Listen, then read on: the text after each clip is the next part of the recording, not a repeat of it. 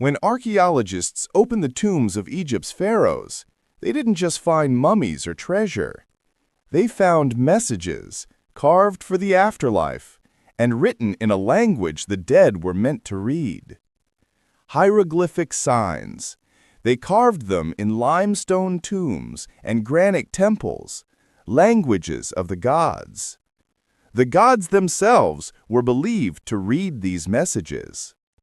When archaeologists opened the tombs of Egypt's pharaohs, they didn't just find mummies or treasure. They found messages carved for the afterlife and written in a language the dead were meant to read. When archaeologists opened the tombs of Egypt's pharaohs, they didn't just find mummies or treasure. They found messages carved for the afterlife and written in a language the dead were meant to read. The hieroglyphic signs, the sacred writing of ancient Egypt, weren't just words. Each symbol was believed to hold divine power.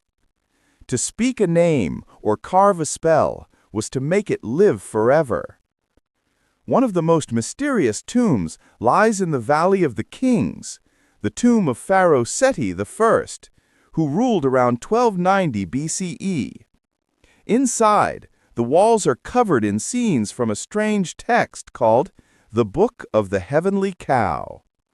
It tells of how the sun god, Ra, once punished humanity for rebellion, sending the goddess Hathor to destroy mankind. It's not just myth, it's a message, a warning to future kings. Defy the gods, and chaos will return.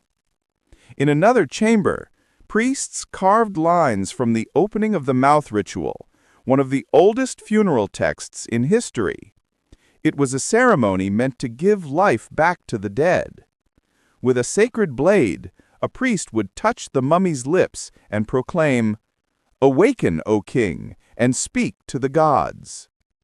Every hieroglyph on those walls ensured the pharaoh could breathe, eat, and rule again in the world beyond. But perhaps the most cryptic messages are found in the tomb of Thutmose III, hidden behind a narrow passageway. There, on the curved walls, lies the Amduat, the book of what is in the underworld. It describes the 12 hours of night that the sun god travels through before being reborn at dawn.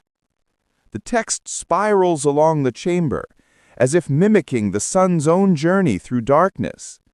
Scholars believe the king's soul was meant to follow those same